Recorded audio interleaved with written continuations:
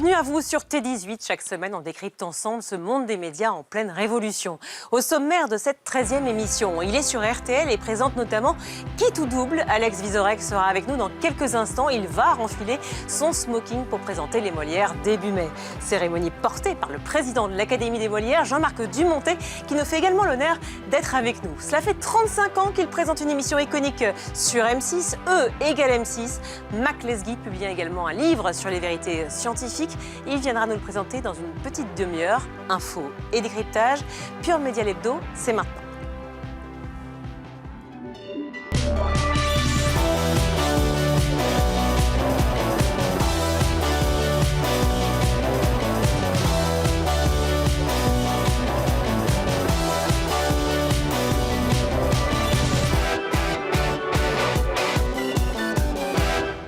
Et bienvenue sur T18, mais également sur Pure Média, le site de référence de l'actu des médias. Alors tout au long de l'émission, vous réagissez bien sûr sur les réseaux sociaux, hashtag Pure Média l'Hebdo. Notre journaliste et experte média cette semaine à mes côtés, Eva Roch. Bonjour Eva. Bonjour Virginie. Journaliste notamment à France Inter, un plaisir de vous recevoir à chaque fois évidemment. Et c'est un couple aussi que l'on va recevoir cette semaine, oui un couple, je le dis, un couple qui bosse d'arrache-pied l'un et l'autre aux manettes des Molières 2026. Ce sera le 4 mai prochain sur France 2. Jean-Marc Dumontet, président de l'Académie des Molières. Bonjour. Bonjour. Merci d'être avec nous. Alex Vizorek, alors acteur, humoriste, scénariste, animateur et j'en passe. Bonjour. Mais bonjour. Et en couple avec Jean-Marc. Oui, tout à fait.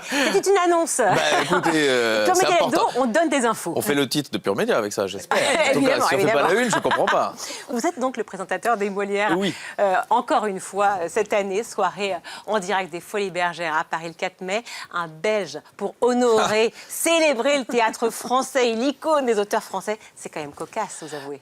Ah bah, c'est vous qui dites ça. Moi, je suis ravi d'être là. Je pense que tous les artistes de théâtre considèrent la Belgique et la Suisse comme une province française de tournée. C'est-à-dire quand vous partez en tournée avec votre pièce, normalement, vous n'évitez ni la Belgique ni la Suisse. Surtout pas, au contraire. C'est le seul endroit où on se marre, on est d'accord. Ça, c'est vous qui le dites, mais je veux bien le cautionner. Et donc, effectivement, toutes les pièces, on a eu autant de chance de les voir. Votre théâtre, c'est le nôtre. Donc, je me sens pas très éloigné, en tout cas. 3e fois que vous présentez les Molières, et ça donne ça. Je me suis renseigné, alors apparemment, c'est votre professeur de français qui vous a transmis l'amour du théâtre. Et ça vous fait un vrai point commun avec votre N+2. Je vous laisse le temps de faire le calcul. 3 nominations également pour L'Enfant sur la colline de Victoria Harper, mise en scène par Alain Saupe. Très belle pièce sur la solitude enfantine. Qui l'a vue ? Eh ouais, vous venez d'applaudir une pièce qui n'existe pas. Je voudrais regarder la caméra parce que je sais que ma sœur nous regarde. Et voilà, je crois qu'il est temps de te le dire. S'ils t'ont toujours préféré, c'est parce que tu as adopté. Et vous avez eu envie, Jean-Marc Dumontet, encore de le reprendre à nouveau pour une 3e année. On a évidemment envie parce qu'il faut de l'irrévérence, il faut de la bienveillance. Ouais. Et au fond, Alex, il a les deux. Il a les deux. C'est-à-dire qu'il sait aller gratter. Et c'est toujours dans un climat qui, à ce moment-là, sur une cérémonie particulière où tout le métier est là, il faut aussi savoir faire des déclarations d'amour.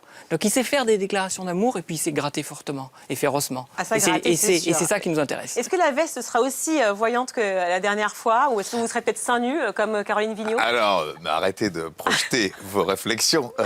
Et vos fantasmes. C'est très gênant, on se connaît depuis 5 minutes. Il s'avère que j'ai jeté évidemment un œil sur la cérémonie de l'année dernière et Caroline qui arrive avec un sein nu. Je ne peux pas rivaliser, donc je vais essayer de faire autre chose que ça, voilà. Mais non, c'est toujours joyeux, parce que moi j'ai aimé les cérémonies étant gosse, je les regardais à la télé, et quand je suis allé, un jour on m'a invité, j'étais un peu inconnu, mais je connaissais quelqu'un qui m'a dit, viens j'ai une place, et je suis allé, et j'étais hyper content d'être dedans, et donc maintenant de la présenter, évidemment que je dis oui, et c'est beaucoup de travail, mais au fond une fois que ça commence, je vois bien de la veste de laquelle vous parlez. Oui, c'est parce que c'était l'anniversaire de Molière. Et donc j'avais demandé à ce qu'on mette une veste qui puisse de près ou de loin ressembler à ce qu'on mettait à l'époque. Voilà pourquoi. Benjamin Laverne a présenté, a dépoussiéré. Oui, je fais un petit parallèle là. A dépoussiéré quand même les Césars. Est-ce que je vous parle d'Alessandra Sublet, moi? C'est pas mal. Bien vu, j'ai pas les mêmes coupes. César 2026. Non, mais est-ce que vous allez vous lâcher de la même manière? Non, mais il a été exceptionnel. Oui. Et il y a vraiment... Enfin, parce que les gens, ils me disent...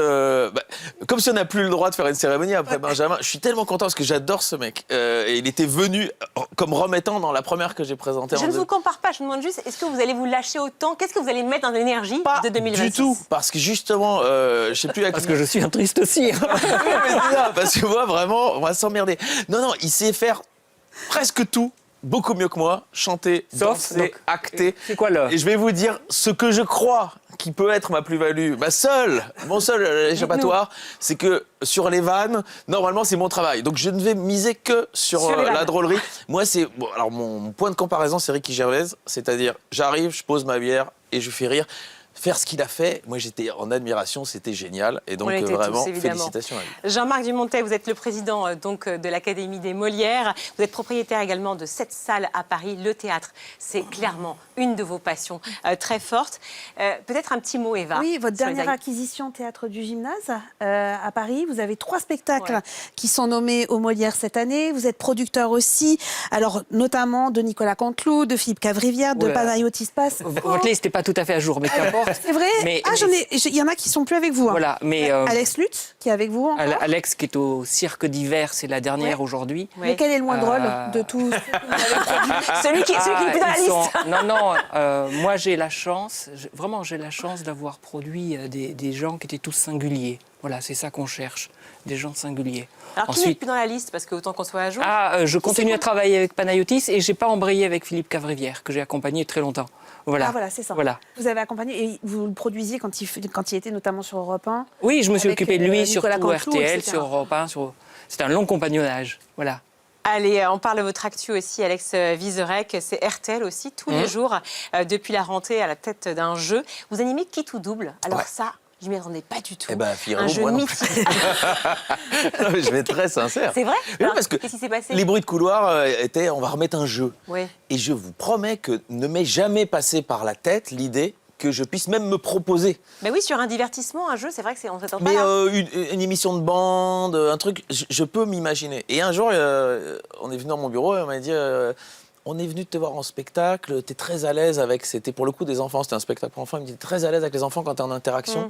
Si tu peux être aussi à l'aise et aussi drôle et aussi sympa avec les candidats, on aimerait que tu présentes le jeu. Je tombe de ma chaise parce que vraiment, c'est pas du tout ma vie d'être présentateur de jeu. Et je dis si vous m'autorisez à être quand même drôliste entre les questions, tout en étant carré sur le jeu, parce que moi-même, qui suis consommateur de jeux, je veux que ça joue. Et ils m'ont dit, écoute, on a envie d'essayer avec toi, et donc je m'amuse énormément. 900 000 auditeurs, est-ce que c'est une déception? Est-ce que vous attendiez? C'est quoi? Non, c'est-à-dire que il y a eu 3 vagues, et les 2 premières vagues, on était dans le vert. La dernière, on était un peu dans le rouge. Et donc, si on fait les 3 ensemble, on est toujours dans le vert. Et donc, je crois que personne pense que c'est une mauvaise décision pour l'instant. Moi, je suis très content. Si on me repropose encore, je continuerai. Ouais. Ça fait le 2e tour d'une élection, ça. On explique que non, on a gagné. On a gagné. On a gagné. Il y a 4 vagues. On attend la 4e. C'est vrai, mais bien sûr, et vous viendrez pour la 4e. Je viens quand vous voulez, maintenant qu'on se connaît. Tous les vendredis, vous remplacez Philippe Cavrivière.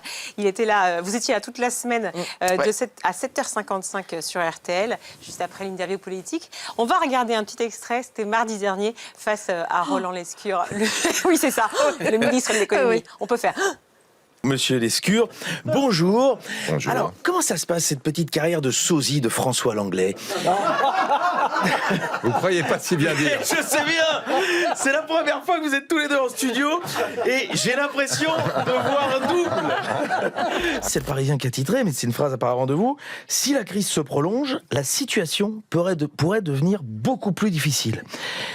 Vous savez remonter le moral des troupes. Après, c'est rassurant de se dire qu'à Bercy, on a identifié un premier indicateur de dégradation. Quand la crise se prolonge, ça va moins bien que quand elle s'arrête. Et si ça va être pire encore, il ne faudra pas exclure que ce soit pire que c'est déjà pire aujourd'hui. Heureusement que... Je vous embauche. Voilà. Oui, j'ai bien traduit. Hein. Rebondir sur l'interview politique, c'est quand même vraiment un exercice complexe. Oui, alors le truc, c'est qu'on a écrit avant, mais quand même, on a une oreille sur ce qu'il dit, parce que s'il dit le contraire de ce qu'on a écrit, il faut quand même pouvoir s'adapter. Mais c'est très chouette comme exercice. C'est-à-dire que la veille, je fais rien, je vais pas au théâtre, je sors pas, je réchauffe des nouilles et je suis chez moi et je réfléchis à ce que je vais pouvoir lui raconter. Et donc, plus la personnalité est intéressante, exposée, plus le match, mais j'aime pas dire match, c'est Ouais. pas un combat, mais pour faire un beau match, il faut être deux. Et donc, plus on a envie et un peu de le faire rire, mais et aussi de le mettre en difficulté, c'est un équilibre à trouver, quoi. Là, on parle d'RTL, mais Oui. donc du coup, après 10 ans à Inter, est-ce que vous êtes droitisé? Vraiment, je crois pas. Allez. Allez.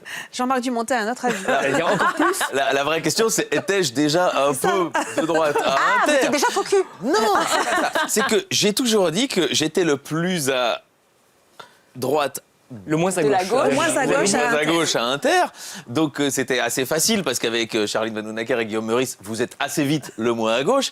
Et je suis arrivé sur RTL où il y avait Laurent Gérard et Philippe Cavrivière. Donc j'étais le plus à gauche et c'est pas très compliqué d'être plus à gauche que Laurent Gérard.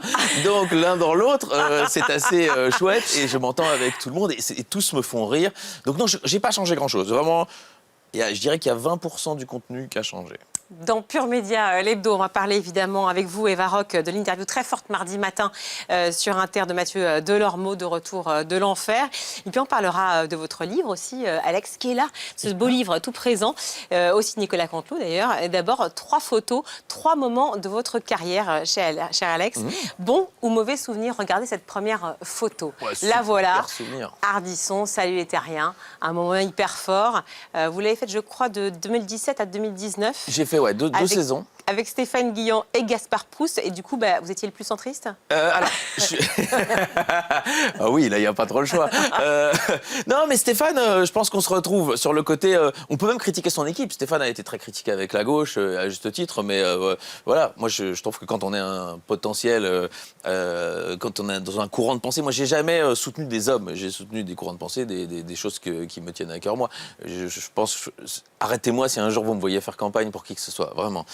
Ça, j'espère qu'on Ce sera noté, hein. Ouais, vraiment, je Ouais, compte sur dans vous. les hein, annales, c'est déjà- ouais. c'est important. Ouais. Et Gaspard, en vrai, je pense qu'on lui a fait un faux procès. Il a été sans doute au mauvais endroit, au mauvais moment, mais je pense pas que ce soit un énorme idéologue. Je Mauvais pense endroit?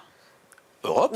Europe? Ah ouais, non, Clairement. pour aller faire de l'humour à ce moment-là, c'était se coller à un tampon qui n'était pas nécessaire. Tampon politique, hein, idéologique, c'est ça que vous voulez Oui, dire? oui, oui, c'est Ouais. ça. Et donc, du coup, peut-être il a voulu un poil, je sais pas. Alors, est-ce qu'il a comment dire, lui-même une. Je pense pas. Je pense qu'on a fait un faux procès. Je pense que c'est un Parce mec. qu'ils s'en moquent. Oui, Ouais, je ouais, qu'ils je s'en pense moquent. aussi, ouais. Voilà. Deuxième photo pour parler de votre carrière, cher Alex. Les voici, Bah oui. Charline et Guillaume. Charline Vanhoenacker, Guillaume Et je suis le Meurice. plus à droite. Le plus à droite, ça, clairement. pas vrai, C'était autant parce de que vous France Si on Inter. retourne la De l'autre photo, côté. ouais, non. Ils sont En devenus les vérité, stars vous de êtes plus à Nova. gauche. Ils sont devenus les stars de Nova tous les deux. Est-ce Ah que non. vous les enviez? Non. Ah non. Ah, Guillaume, pardon, Charline Guillaume, est toujours pardon. sur Inter. Charline est toujours sur Inter, ouais. Non, je les envie pas du tout. Je les adore. Je les écoute. Je leur écris. On a encore un groupe où on commente les résultats de l'Olympique de Marseille. Parce que Guillaume est un fervent supporter. Donc en fonction. Et vous? Moi, je suis extérieur. Moi, je suis supporter d'Anderlecht. Autant vous dire que personne Ah oui, bah, suit les forcément. résultats du championnat de Belgique. Donc je suis assez tranquille. Dissident Non, toujours. ils ont fait un super. Super arrivé, c'était et on en discutait avec Jean-Marc dans la voiture en arrivant. Il y a un truc qui est quand même formidable pour eux, c'est que ça sent la liberté quand on les écoute. On peut être d'accord, on peut pas aimer, Vous la on peut ressentez trouver sur qu'ils- RTL ou pas, la liberté, vous? Mais j'ai l'impression, enfin, c'est à vous de me le dire. Ah bah non, c'est vous qui êtes face à votre feuille non, moi, blanche. moi, je la ressens, oui. Ouais. Mais que moi, je le dise, c'est une chose. Que vous le pensiez, c'est une autre. Mais moi, quand j'ai vu Philippe Cavrivière, parce que je le voyais depuis France Inter, je lui ai passé un coup de fil pour savoir justement s'il était libre. Parce que j'ai dit, moi, j'ai l'impression que tu fais ce que tu veux et que tu t'amuses. Et il m'a dit, franchement, ils m'ont appelé une fois parce que j'avais fait 3-4 jours d'affilée une blague sur le handicap de Damien Abad. Et donc, en fait, ils avaient tellement raison. À un moment, D'accord, donc il est libre. voilà. Et Donc vous- voilà, si c'est Ouais. la seule fois où on vous appelle, franchement, je me suis dit, je peux y aller tranquillement. Troisième photo, allez, on va vite. Mais quand même, puisque vous parlez tellement de la Belgique, le Grand Cactus, une émission qui cartonne, hein, À fond. évidemment, sur la RTBF. On m'a chuchoté que vous aviez tourné un pilote pour présenter effectivement cette émission en France. 3 pilotes. 3 pilotes. J'ai eu 3 Alors co-animatrices à côté de moi. On a essayé. Ophélie Meunier, Marie Portolano. Vous en avez une bonne sur les 3. Ok. Ok. Et c'était donc que pourquoi deux. non alors? Quoi Pourquoi non? Alors, c'est pas moi qui ai décidé. Moi, je pense que les gens qui ont voulu l'adapter en France n'avaient pas senti l'essence de ce qui est le succès belge. Donc, le succès belge, c'était de mettre quasi que des inconnus du côté où c'est censé rire. C'est comme ça que ça a fonctionné. C'est des gens Et- qui ont de l'humour. Pas facile d'en trouver. C'est vrai, mais ça, il y en a en France quand même. Mais de faire confiance à des inconnus, ça, pour une grande chaîne, c'est plus difficile. Bah pour M6, c'était compliqué. Et je vous confirme, et ça a été, à mon avis, un des écueils. Il y en a sans doute eu d'autres, mais c'est très difficile. L'émission, elle tient beaucoup à la force de travail de Jérôme de Warzé, qui est un type brillantissime et qui est une machine de boulot. Fallait-il éventuellement peut-être le rapatrier en France pour qu'il le fasse aussi lui-même ici, mais ils n'ont pas eu confiance. Jean-Marc Dumontet, vous vous sentiez à l'abri jusqu'ici. C'est terminé.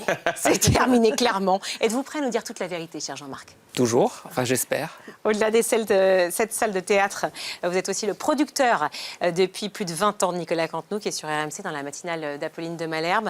Voilà ce que disait Pascal Praud sur CNews le 9 avril dernier. Je voulais vous parler de Jean-Marc Dumontet, qui est le producteur de Monsieur Canteloup. Parce que moi, je regarde jamais Canteloup, mais tous les soirs, paraît-il, je ne regarde jamais parce que je suis à l'antenne, tous les soirs, Monsieur Canteloup nous fait passer pour des racistes, tous les soirs, sur l'antenne de TF1. Alors je sais que ça va s'arrêter parce que TF1 a arrêté le contrat, parce qu'ils ne sont pas du tout contents de lui, paraît-il, et donc de Monsieur Canteloup. Alors hier soir, c'était Marine Le Pen, Éric Ciotti, et Éric Zemmour, Jean-Philippe Tanguy, les cibles sont toujours les mêmes. Une réponse, c'est Canteloup sur TF1, ça s'arrête? Alors c'est... J'ai jamais pensé que Pascal Praud était journaliste, et donc là, il le prouve. Il n'a aucune info. J'ai un contrat jusqu'en mai 27, pardonnez-moi. Ouais. Voilà, donc j'ai parlé avec Pascal Praud il y a 15 ou 20 jours, qui m'a expliqué que Jordan Bardella était un homme remarquable, qui m'a expliqué qu'il fallait surtout pas les stigmatiser, que le Rassemblement national, c'était des gens très bien et que je ne devais pas avoir peur. Je partage pas ça. Et au bout d'un moment, j'ai dit effectivement le fond de ma pensée à Pascal Praud. Je lui ai dit que je considère que cette chaîne, les idées qu'elle développe, le matraquage qu'ils effectuent, notamment sur des faits divers, contribuent à installer un climat assez délétère dans ce pays. Vous voulez dire que les faits ne sont pas vérifiés? Si, mais vous savez, il y a 1000 homicides par an en France. C'est un chiffre qui est totalement stable. Et à ce niveau-là, il n'y a pas d'accélération de la criminalité. Donc je peux tous les jours prendre un fait divers, tous les jours le mettre en exergue et tous les jours expliquer que nous vivons une grave crise sécuritaire. Voilà. Je peux expliquer tous les jours qu'il y a un danger migratoire profond. Ce qui est faux. Mais je peux, pour mon fonds de commerce, faire ça. Je vous repose la question, du coup, est-ce que c'est Canteloup va revenir sur TF1? Mais bien évidemment. Saison prochaine? Nous avons un contrat jusqu'en mai 27, et donc Pascal Praud invente, mais littéralement, nous avons le soutien absolu de la chaîne, qui nous garantit une très grande liberté éditoriale, et c'est heureux. Et j'ai la chance de pouvoir taper sur la gauche, sur le centre, sur la droite. Vous avez un de nos personnages préférés avec Nicolas, c'est Ségolène Royal, c'est François Hollande. Il ne me semble pas qu'ils appartiennent à la sphère du Rassemblement national. Et puis, effectivement, quand nous considérons qu'il y a matière sur des déclarations intempestives de M. Ciotti, ou quand il reste enfermé à l'époque chez les Républicains, oui, on le brocarde. Oui, et quand M. Bardella est clairement pas à la hauteur économiquement, oui, on le brocarde. Et quand M. Sarkozy, multicondamné et malheureusement à la fiche judiciaire, on le brocarde. Voilà. Merci pour votre franchise en tout cas. Jean-Marc Dumontet, Alex Vizorek, vous restez bien sûr avec nous. On reçoit dans un instant Mac Lesguy, le Mister Science d'M6. Mais avant cela, on va décortiquer ensemble l'image de la semaine.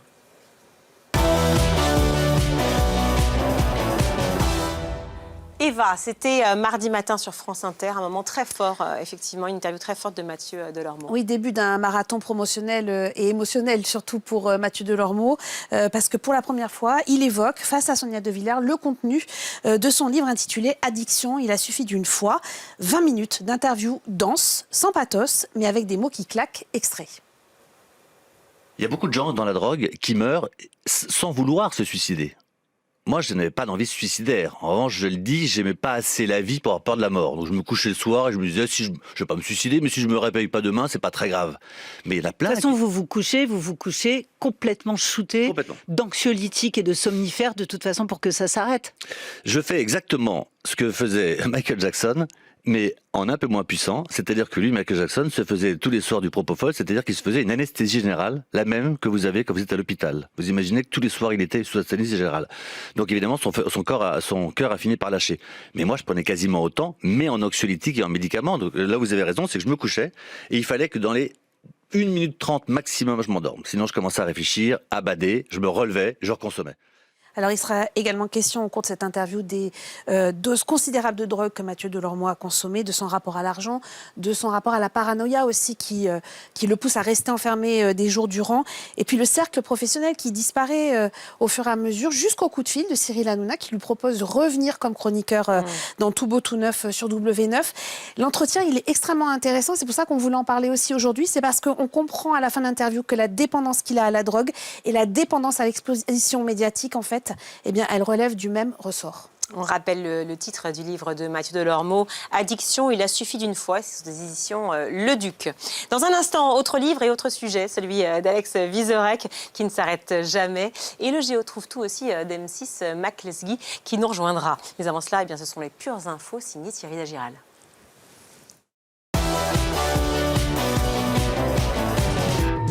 Dans 15 jours maintenant débutera le Festival de Cannes et France Télé a présenté cette semaine son dispositif spécial croisette allégé. C'est à vous, réduit l'équipe sur place, Patrick Cohen reste à Paris. C'est ce soir ne fera qu'une semaine avec Cannes. Ce soir, l'émission de débat devient donc un magazine de cinéma. Enfin, la grande librairie d'Augustin Trapenard proposera une émission spéciale sur place centrée sur les adaptations littéraires présentes au festival. Un plateau unique et des équipes techniques mutualisées pour que ça coûte moins cher. Le meilleur pâtissier, saison 15 sur M6 est en tournage. Mercotte a fait ses adieux après 14 saisons. J'ai vécu des moments inoubliables et je pars joyeusement et le cœur léger. Et après le départ de Laetitia Milo, le programme sera désormais présenté par Olivier Mine, toujours avec Cyril Lignac, mais avec deux petits nouveaux, Norbert Tarrer et Roxane Piana, ex-candidate du concours et star de YouTube avec 4,5 millions d'abonnés. Le tournage a débuté au château d'Ormesson, dans le Val-de-Marne, près de Paris. C'est le documentaire introspectif à voir, celui signé par Liv. Curiosité morbide. Eh bien, cette curiosité morbide, j'ai décidé d'aller à sa rencontre pendant plusieurs mois. Liv, elle cartonne sur YouTube avec plus d'1 million d'abonnés. Sa passion, les faits divers glauques et sanglants. Alors question, peut-on exploiter ces affaires de manière éthique ? Elle n'a pas 4 heures, hein.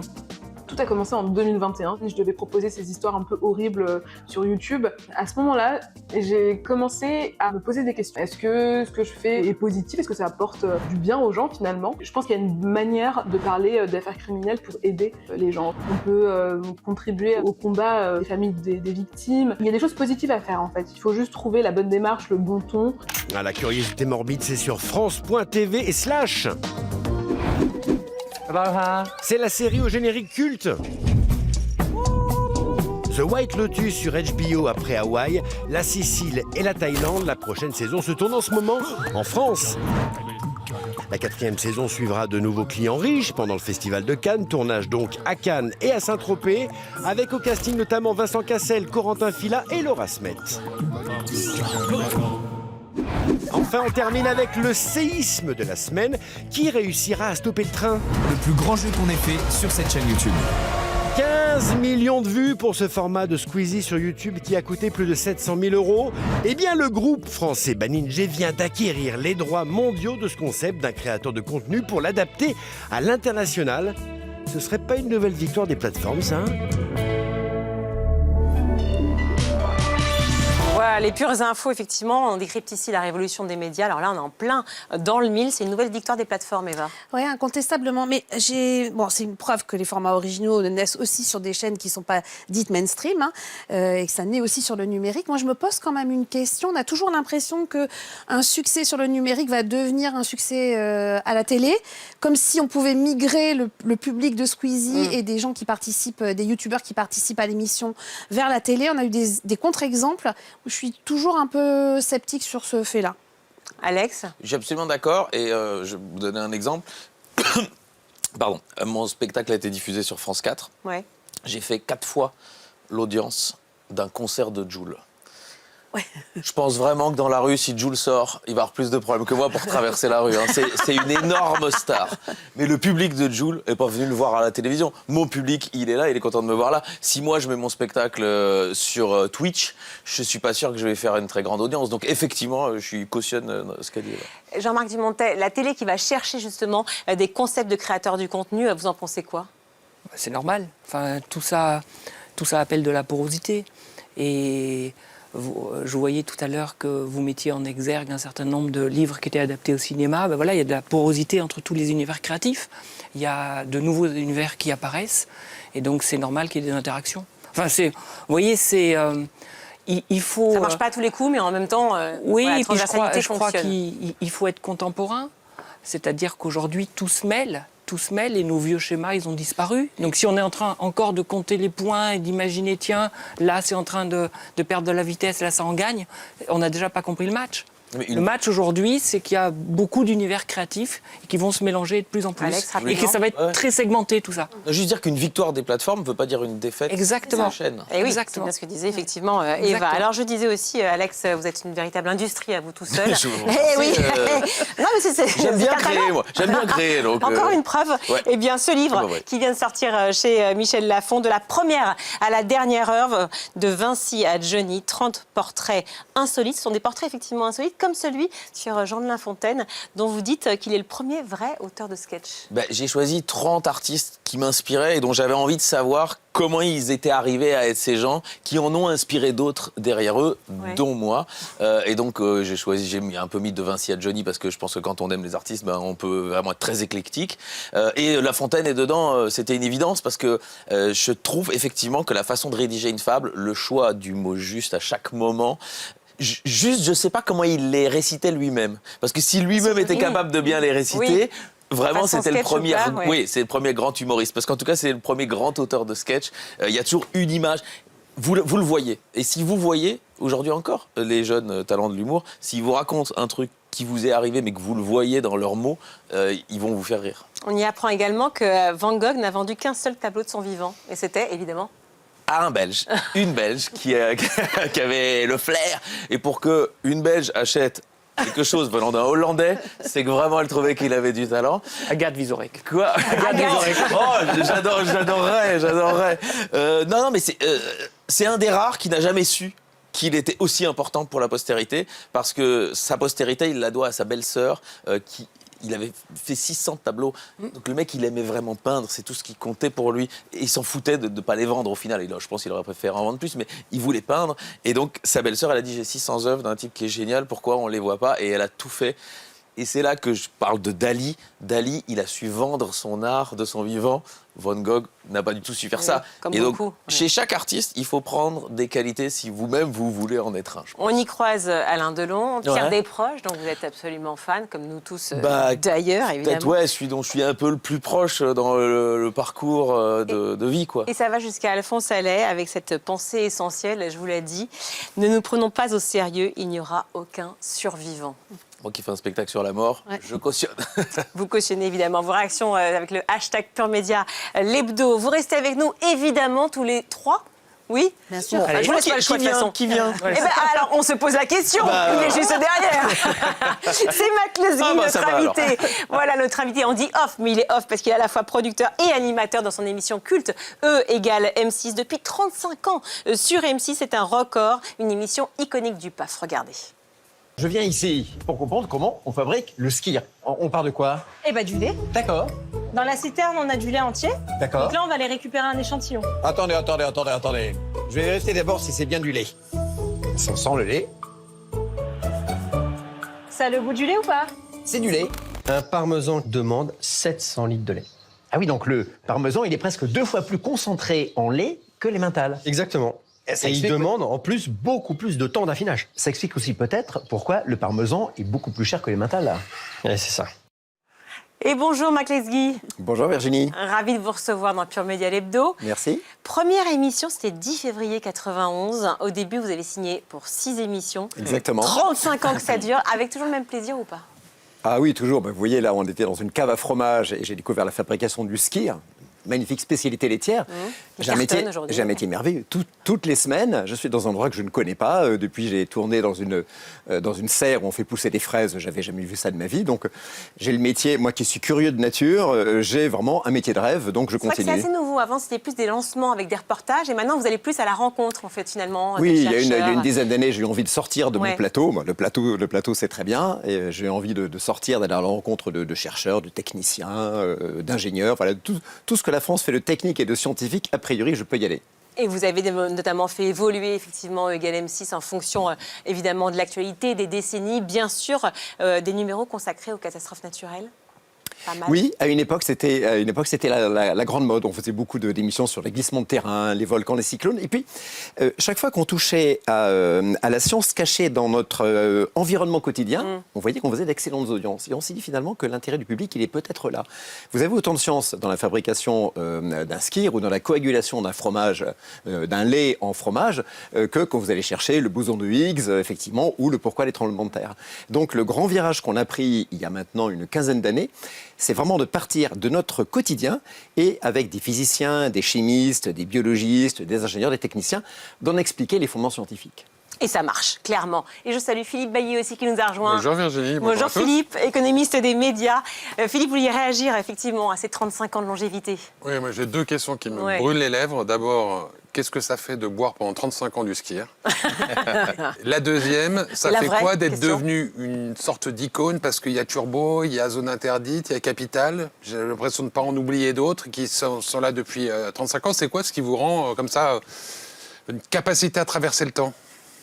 Vous savez, moi, je ne me rends pas tellement compte, finalement, parce que je suis ou dans mon bureau ou en tournage, mais de temps en temps, quand je vais dans un labo, il y a quelqu'un qui pousse une porte et qui dit « Je vous regarde depuis que je suis tout petit et vous avez contribué à éveiller ma vocation de chercheur de scientifique. » Ce qui me fait évidemment très plaisir. Et Philippe, pardonnez-moi, j'ai déjà oublié la première question. Non, la première, c'était 35 ans à boire du ski.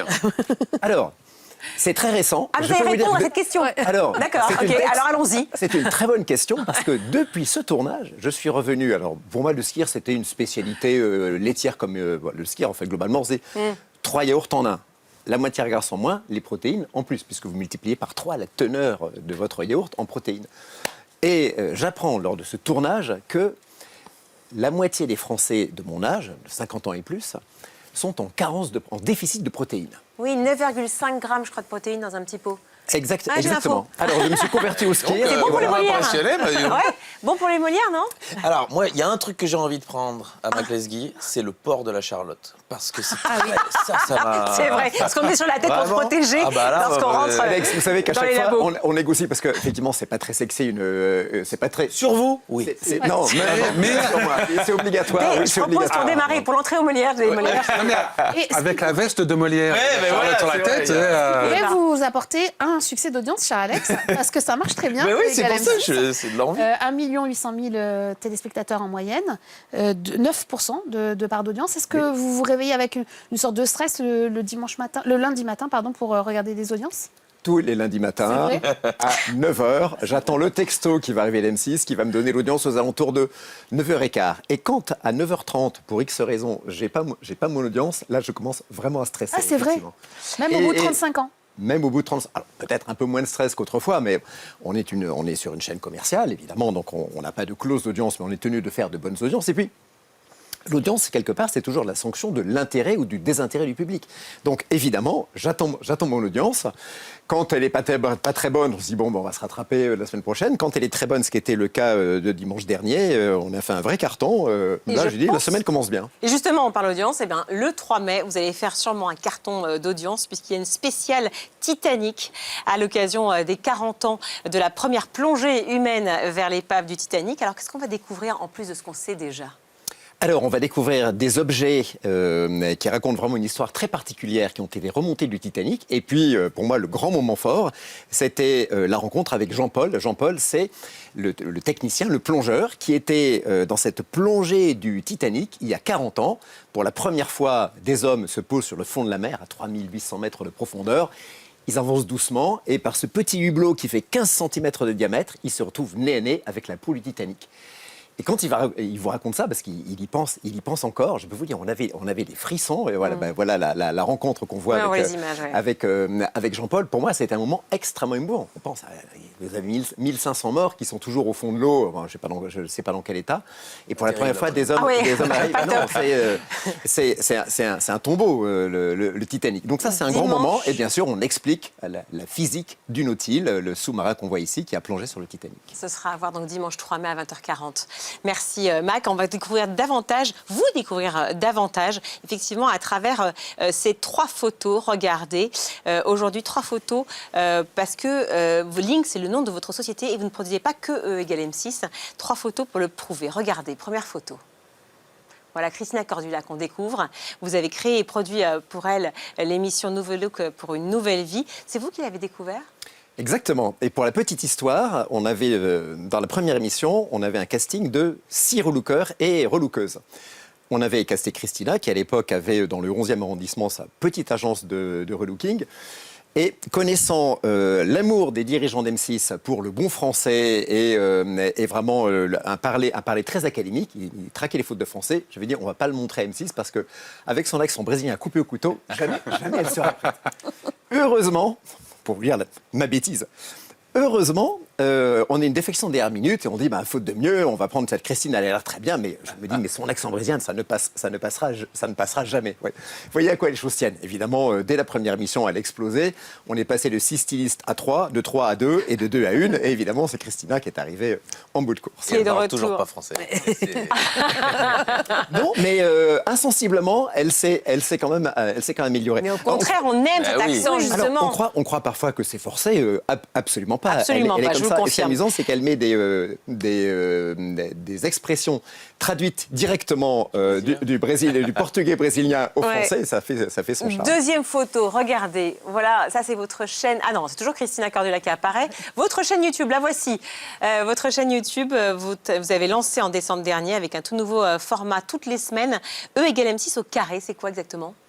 M6 au carré, c'est une autre manière de parler de science, cette fois-ci pour YouTube. Alors, dans cette chaîne donc, qui s'appelle E égale M6, M6+, on diffuse beaucoup de reportages issus, vous imaginez, on a fait 1200 numéros de E égale M6, donc on diffuse des extraits, on rediffuse notre émission pour que tout le monde puisse la voir, et sur des sujets, on va dire, un peu plus adultes, parfois un peu plus masculins que dans E égale M6, je parle de science, voilà, c'est une chaîne qui a maintenant 3 mois, qui continue son petit bonhomme de chemin. On espère en faire un succès. Et la troisième photo, on la découvre. La voici. Est-ce que vous allez arriver à la présentation de la météo ? On vous a demandé, effectivement, de la présenter pour y mettre plus de science. Ça, c'est fini ?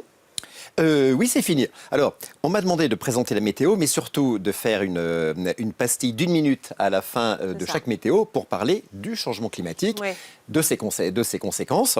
Je l'ai fait pendant 2 ans. Je peux dire que, vous imaginez, à raison de 4 à 3 météos par semaine. Donc, j'ai bien éclusé le sujet. Bon, c'est un sujet qui est vaste. On pourrait continuer longtemps. Mais qui intéresse les Français, c'est pas rien la météo. Très important sur les chaînes de télévision. La météo, c'est suivi par 3 millions de... Celle M6, je crois, c'est suivi par 3 millions de Français. Donc, voilà. J'ai fait ça pendant 2 ans avec un grand plaisir et puis ça s'est arrêté. Dernière petite info, d'ailleurs, Eva, on connaît le nom de la personne qui va remplacer Tatiana Silva sur TF1. Sur TF1, TF1 a officialisé la confirmation de Ange Noiret. Il est désormais titulaire de ce poste en alternance avec Louis Baudin. Et il reste aussi chez Bruce Toussaint le matin, chez Bonjour. Donc, il fera des semaines de 7 jours, le garçon, tous les 15 jours, mais pendant 5 jours. Voilà. Mais il va être bien occupé. Oui. Et en semaine, c'est toujours l'inoxydable Evelyne Delia. Et oui. La première à avoir ouvert l'antenne de TF1 il y a 50 ans. Alors, beaucoup de questions de téléspectateurs pour vous, cher Mac Lesguy. La première, vous êtes prêts ? Est-ce que vous faites partie des climato-sceptiques ?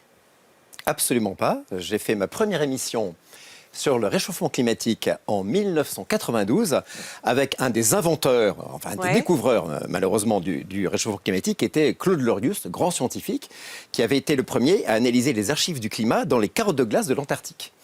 Et depuis, je n'ai jamais été climato-sceptique. Mais pourquoi on vous le reproche alors ? Alors, on me le reproche parfois parce que je dis des choses que les climatologues, certains climatologues, n'aiment pas que je dise. Comme Par exemple, que l'humanité dans son ensemble, le réchauffement climatique est un problème mondial. L'humanité n'ayant pas encore pris la mesure de cette catastrophe, elle n'a pas pris les moyens d'arrêter les gaz à effet de serre. Et donc j'explique que le réchauffement climatique, malheureusement, qu'on le veuille ou non, va se poursuivre à court, à moyen et à long terme, parce que nos émissions de gaz à effet de serre vont continuer à augmenter. Et ça, paraît-il, il ne faut pas le dire. Voilà. Or, on le constate, j'ai dit ça il y a 3 ans, on constate évidemment tous les jours que insensiblement la planète se réchauffe, centième de degré par centième de degré, et ça va continuer au moins pendant 10 ans. Voilà. Ça ne fait pas moi un climato-sceptique, ça fait de moi, non pas un climato-réaliste, parce que on désigne ça, les climato-sceptiques par son nom, ça fait de moi quelqu'un qui est lucide et qui dit oui, on va devoir s'adapter, parce que malheureusement, on n'est pas encore en capacité de l'arrêter. Autre question d'ailleurs, c'est toujours sur le côté écologique. Sur X, vous vous en êtes pris à un militant écolo. On voit sa photo qui va apparaître là, voilà.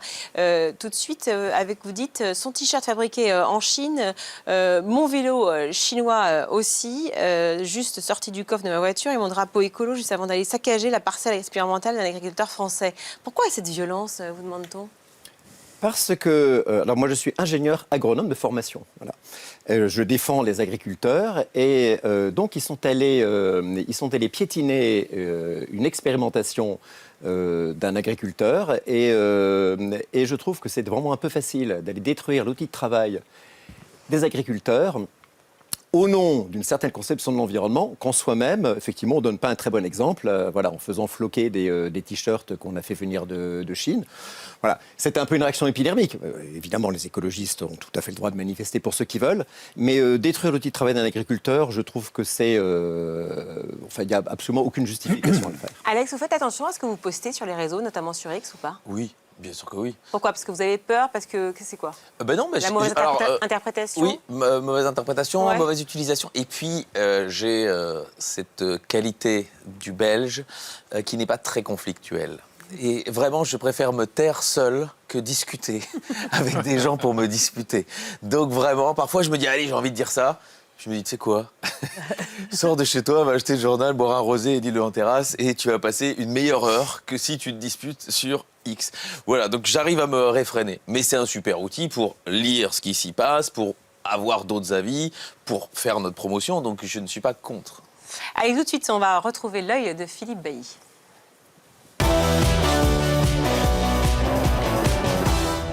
Demain, lundi 27 après-midi, je ne sais pas si vous rirez, c'est stop ou encore, cher Philippe, oui, stop ou encore pour Charles Aloncle, puisque c'est le vote du rapport de Charles Aloncle sur l'audiovisuel public. Alors sur JD News, justement, qui apparaît, et JD News n'y va pas avec le dos de la cuillère, hein, parce que dans son numéro de la semaine, tout peut réellement s'arrêter ou pas demain, après 6 mois de commission d'enquête. Bah écoutez, on le saura exactement à 14h30, et c'est sans doute la première fois que vous, moi ou Max Guy est capable de donner l'horaire précis de réunion d'une commission d'enquête, mais c'est quand même pas tout à fait un hasard. Il y a d'abord eu le style Aloncle, oui, extrêmement provocateur, extrêmement agressif sur la gestion de France Télévisions, avec des attaques personnelles contre Nagui, contre Xavier Niel, sur le groupe Media One. Bref, un style, on va dire, pas tout à fait policé.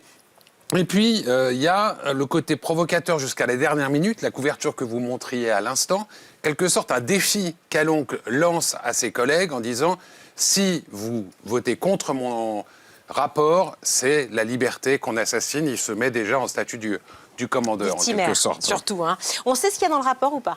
Alors, on ne sait pas dans le détail encore, hein, puisque tout ça sera publié... après le vote, s'il est favorable, ce qu'on sait déjà à peu près, parce que Aloncle l'a dit dans le JD News, c'est qu'il y aura des choses sur les modes de nomination des dirigeants de l'audiovisuel public, il y aura sûrement des dispositions sur les producteurs extérieurs et des limitations dans la capacité à y faire recours, un encadrement des conditions de départ de France Télévisions. Jusque-là, rien qui, a priori, devrait empêcher les... collègues de Aloncle de voter le rapport. Le vrai chiffon rouge, c'est la privatisation du service public. Quand on l'avait reçu le 12 avril, Aloncle avait laissé planer l'ambiguïté. Écoutez. Je me suis toujours opposé à ce principe de privatisation. J'ai toujours dit que j'étais attaché à ces missions précieuses, qu'il fallait probablement les redéfinir parce qu'on demande trop de choses à l'audiovisuel public.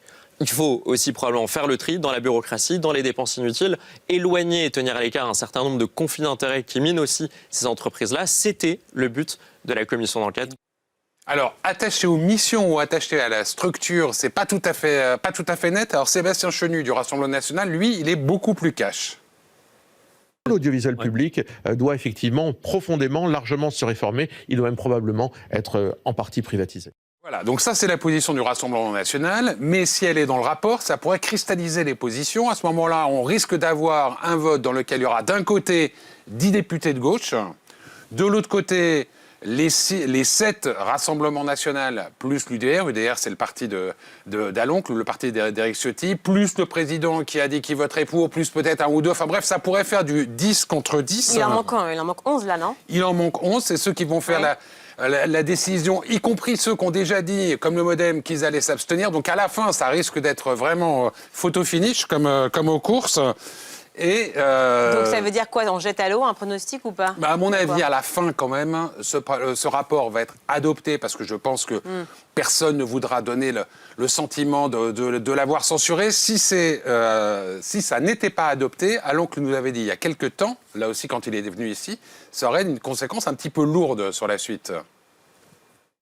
L'enjeu, pourquoi ce serait catastrophique un vote contre le rapport, parce que c'est pas simplement des députés qui expriment leur désaccord sur les recommandations que je pourrais figurer dans le rapport, c'est l'ensemble des travaux, donc les comptes rendus, les vidéos de ces 70 auditions qui ont été menées, qui du jour au lendemain devront disparaître, et personne ne pourra les réutiliser, personne ne pourra réutiliser les révélations qui ont été faites dans le cadre de la commission d'enquête sous peine de poursuite pénale. Ce qu'on peut penser, c'est qu'il aura mis suffisamment patte de velours pour que ça soit adopté. Ça ne l'empêchera pas ensuite, au moment de l'examen peut-être de la proposition de loi qu'il avait évoquée avec nous le 25 juin sans doute, d'être là sur des positions beaucoup plus fermes. La question, c'est aussi les autres conséquences. Sur France Télévisions, il y en a déjà. Ils ont publié sur leur site des éléments de transparence. Ils ont annoncé qu'ils allaient durcir les contrats de travail. Donc il y a déjà des conséquences. Ensuite, pour ce qui est d'une vraie réforme législative, il faudra sans doute attendre 2027, la présidentielle et un nouveau président. Bon, vote ou pas, en tout cas, on saura lundi 27 après-midi à 14h30, donc le résultat de ce vote. Jean-Marc Dumontet, un petit mot. Cette commission d'enquête, elle était utile ou pas? On n'a rien appris. Rien appris du tout? Non, on n'a rien appris. Il y a une volonté idéologique de démantèlement du service public, claire et nette, et donc qui s'est exprimée. Et c'est pas pour rien. Vous nous montrez JD News. Voilà, vous nous montrez JD News, le journal là, du groupe Bolloré, qui veut clairement le démantèlement. Pourquoi? Parce que aujourd'hui, c'est plus au fond un clivage gauche-droite, c'est un clivage entre le peuple et les élites qui sont vilipendées. Et donc, tous les populistes vont aller attaquer la caste, les privilégiés, ceux qui sont des profiteurs du système. Et les profiteurs du système, c'est le service public. Donc, à partir de là, le raisonnement, il est simple. Moi, j'ai rien appris. Je pense que M. Aloncle n'a rien appris non plus et que les Français n'ont pas attendu. En revanche, ça fait du bruit pour eux. Merci Jean-Marc. Un mot de ce livre, McCleskey, livre qui sort dans quelques jours, le 6 aux éditions du Rocher. Toutes les vérités scientifiques sont bonnes à dire, détox, sommeil, climat, alimentation. Il y a plein de choses à apprendre. Il y a une chose, peut-être une petite question très rapidement. On dit souvent j'ai attrapé froid, c'est une ineptie apparemment. C'est une ineptie. On n'attrape pas froid. Le froid ne rend pas malade. Enfin, à moins d'être à moins 50 degrés, etc. Non, pourquoi est-ce qu'on attrape des maladies l'hiver? Parce que justement, l'hiver, on rentre dans le chaud. Et dans le chaud, c'est le terrain de prédilection des bactéries. Les bactéries prolifèrent. Et c'est comme ça, on se les transmet, les bactéries et les virus, bien sûr. Voilà. Autrement dit, on a encore vérifié, l'hiver se couvrir avec une écharpe ne sert à rien du tout. En revanche, ne pas ventiler son séjour, vivre dans une atmosphère confinée et prendre beaucoup les transports en commun, il faut le dire aussi, ça peut vous rendre malade. L'idée, c'est donc de combattre les idées reçues avec ce livre. Exactement. Merci à vous. Allez, plein d'infos chaque semaine dans Pure Média Hebdo. Nos conseils sur les programmes à ne surtout pas rater. Ce sont les Pure Rocos, signés Thierry Dagiral.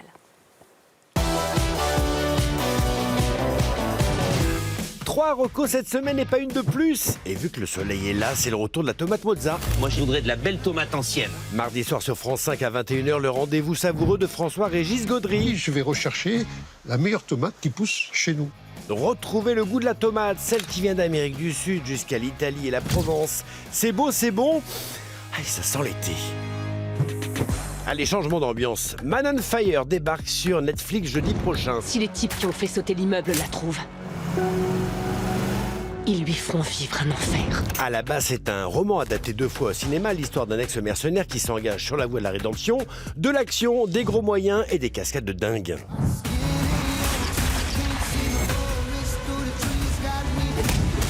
Nouvelle version donc sur Netflix le 30 avril. Moins de cascades mais de la beauté, c'est la carte au trésor de Cyril Ferraud sur France 3 et ce sera vendredi 1er mai. 2 candidats vont vivre une aventure hors du commun, chacun à bord de son hélicoptère, le bleu et le rouge. Entre Dordogne et Garonne, l'entre-deux-mer au cœur de la Gironde, vous connaissez le principe, des énigmes, des défis et des paysages pour s'évader et respirer. Ça fait du bien. Voilà, on a appris d'ailleurs que Cyril Ferraud allait présenter Fort Boyard cet été. Voilà, info de la semaine. Merci beaucoup Eva Roch, merci beaucoup Philippe Bailly d'avoir été avec nous. Alex Vizorek, Jean-Marc Dumontet. Le 4 mai, la cérémonie des Molières sur France 2. On pourra retrouver aussi effectivement Édouard Baird, j'en passe, il y en a plein d'autres spectacles, mais Édouard Baird pour Cyrano au Théâtre du Gymnase le 17 juin. Alex qui tout double sur RTL à midi. Il y a aussi évidemment Télématin, Mac Lesguy, E égale M6 le dimanche 20h40 sur M6, spécial Titanic le 3 mai prochain et votre livre à venir, Toutes les vérités sont bonnes à dire aux éditions du Rocher. L'émission est en replay sur notre chaîne YouTube Pure Média et sur t18.fr. Belle semaine à tous. On sera là évidemment dimanche prochain. Ce sera avec Jacques Legros et Bernard Montiel. Salut.